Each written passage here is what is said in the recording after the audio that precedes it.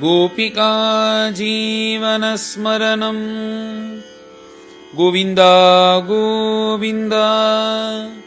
सद्गुरु विठलदास महाराज की जय।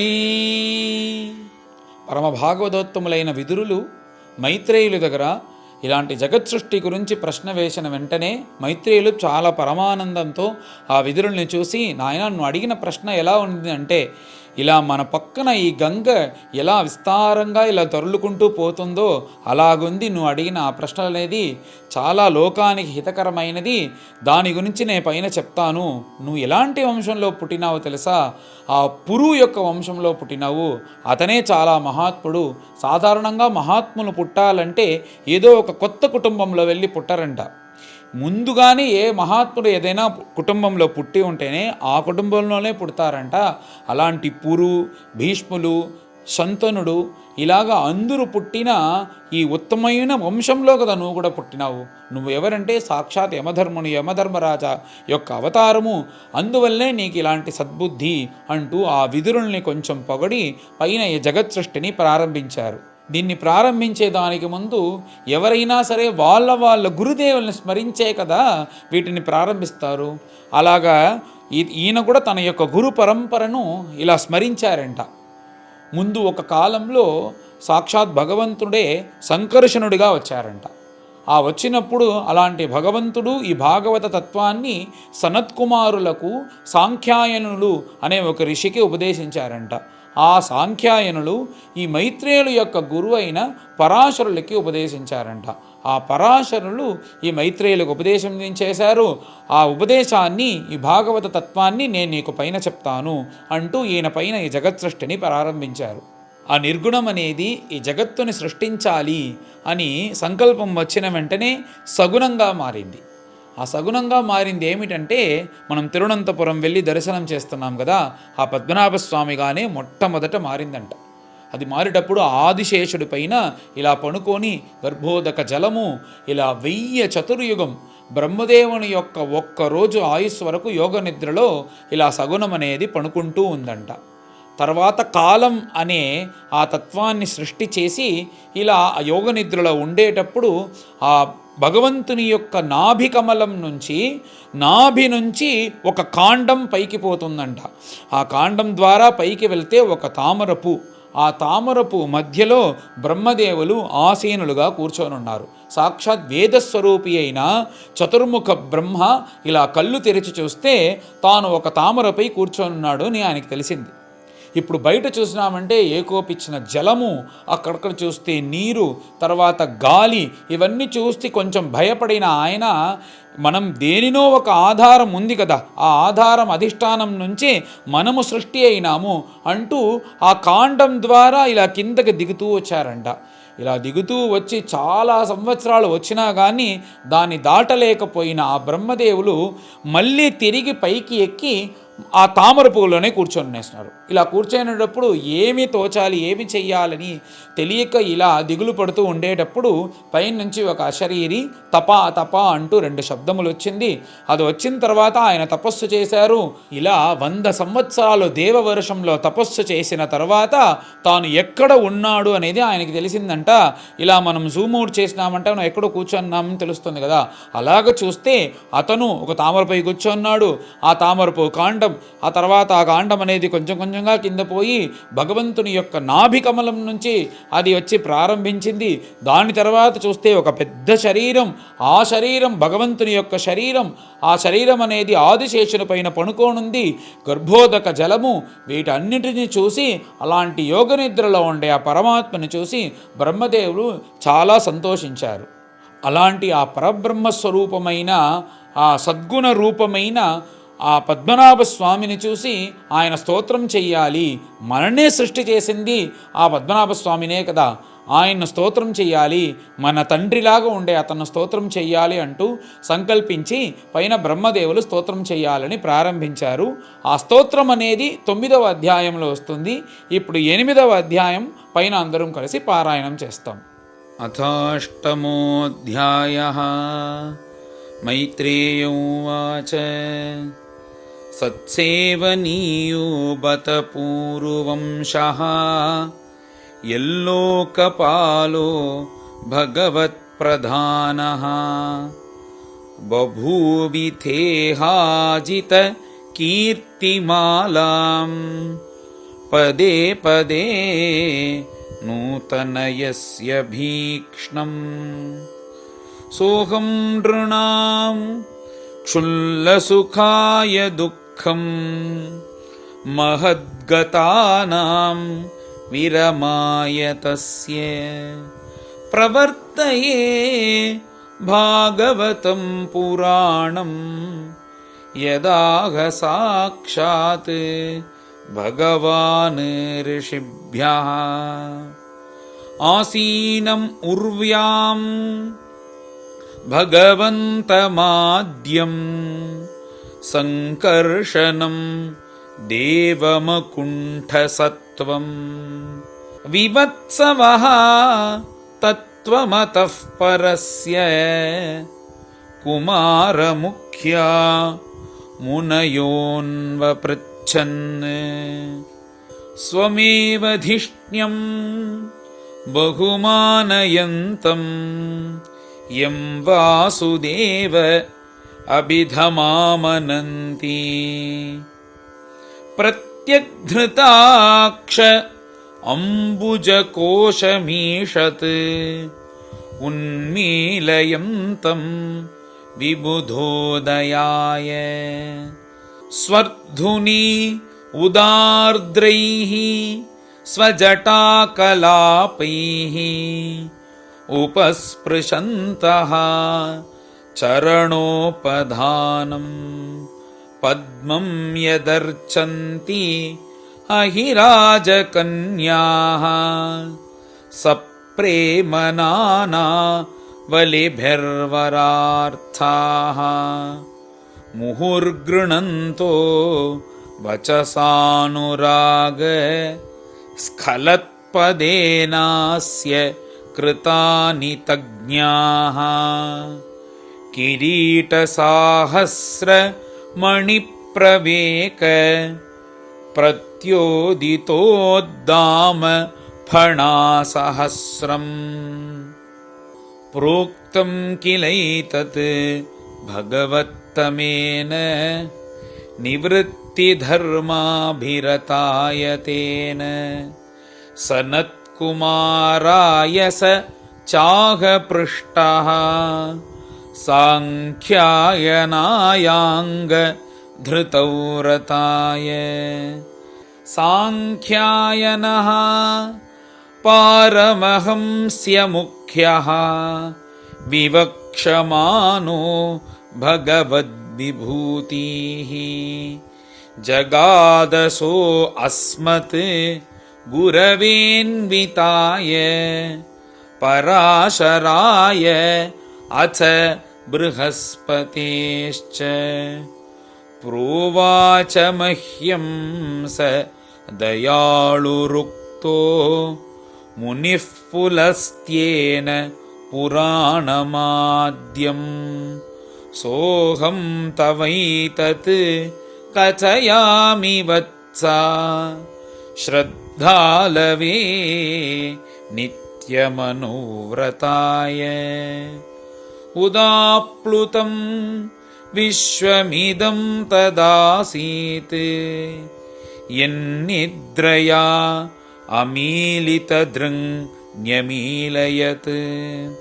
अहीन्द्रतल्पे अधिशयान एकः कृतक्षणः स्वात्मरतो निरीहः सोऽन्तः शरीरे अर्पितभूतसूक्ष्मः कालात्मिकां शक्तिमुदीरयाणः उवास तस्मिन् सलिले पदे स्वे यथा नलो दारुणिरुद्धवीर्यः चतुर्युगानां च सहस्रमप्सु स्वपन् स्वयोदीरितया स्वशक्त्या कालाख्यया आसादितकर्मतन्त्रः लोकानपीतान् ददृशे स्वदेहे तस्यार्थसूक्ष्माभिनिविष्टदृष्टेः अन्तर्गतोऽर्थः रजसातनीयान् गुणेन कालानुगतेन विद्धः सूक्ष्म्यंस्तदाभिद्यत नाभिदेशात् सपद्मकोशः सहसोदतिष्ठत् कालेन कर्म प्रतिबोधनेन स्वरोचिषा तत्सलिलं विशालम् विद्योतयन् अर्क इवात्मयोनिः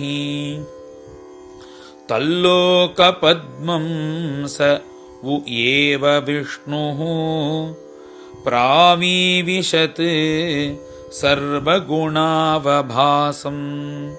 तस्मिन् स्वयं वेदमयो विधाता स्वयं भुवं यं स्म वदन्ति सोऽभूत् तस्यां सचाम्भोरुह कर्णिकायाम् अवस्थितो लोकम् अपश्यमाणः परिक्रमन् व्योम्नि विवृत्तनेत्रः चत्वारि लेभे अनुदिशं मुखानि तस्माद्युगान्तश्वसनावघूर्न जलोर्मिचक्रात्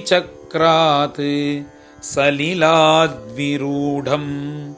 उपाश्रितः कञ्जमु लोकतत्त्वम्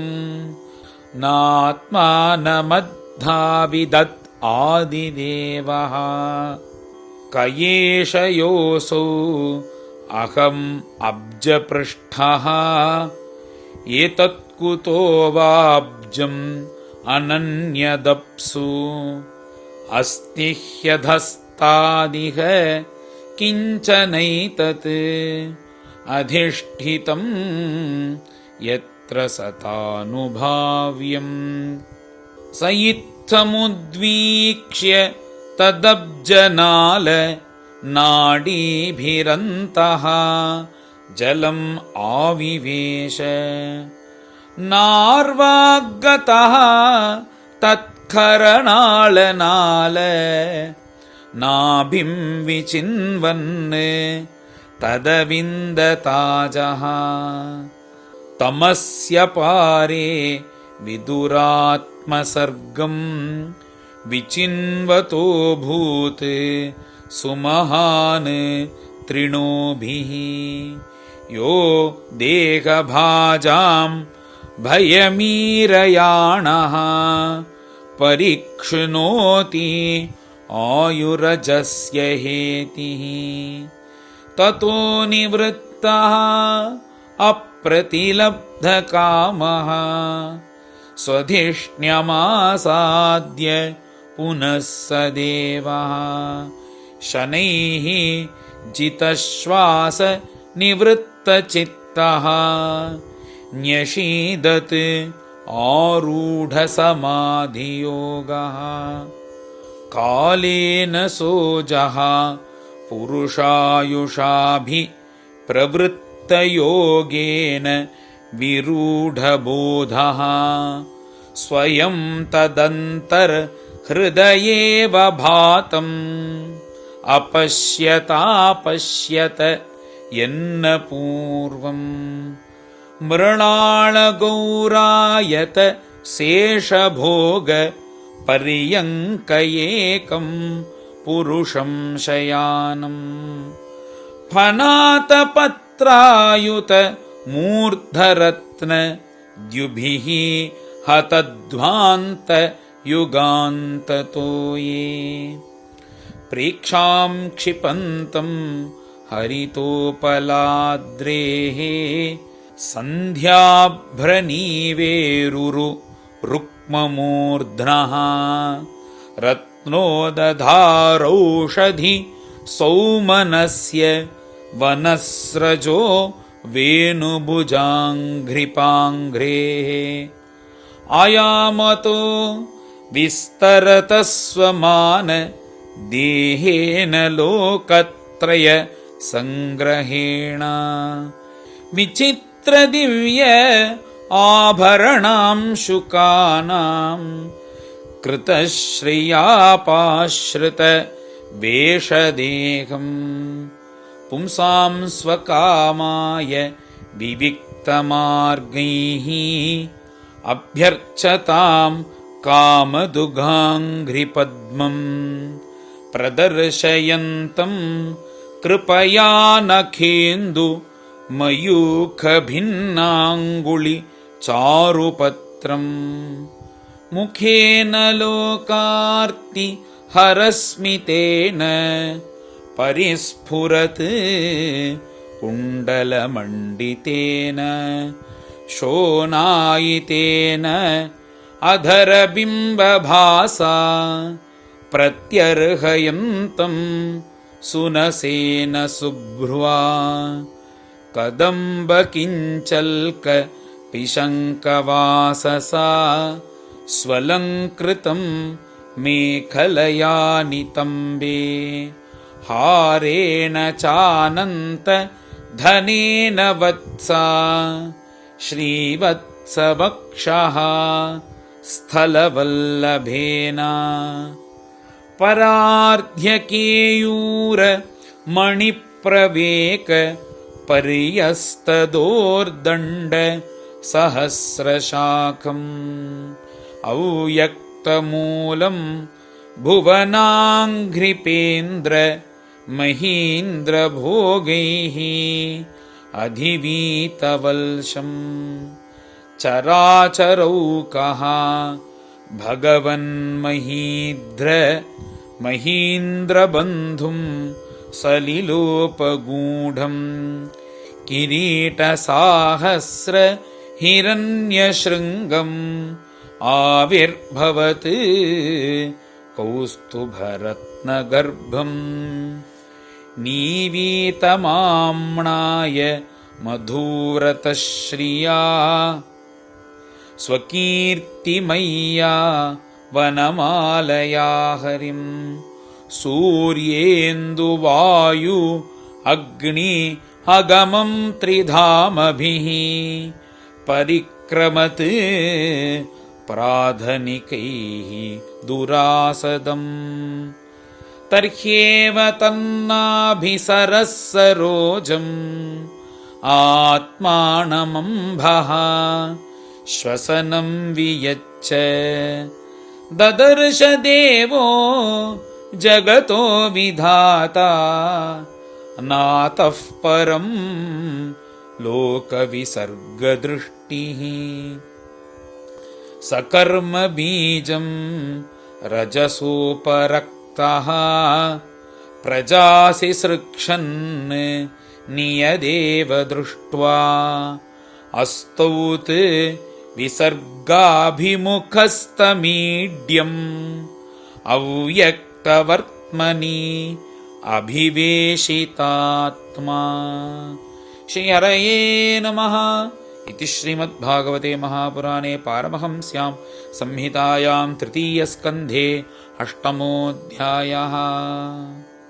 गोपिका जीवनस्मरणम्।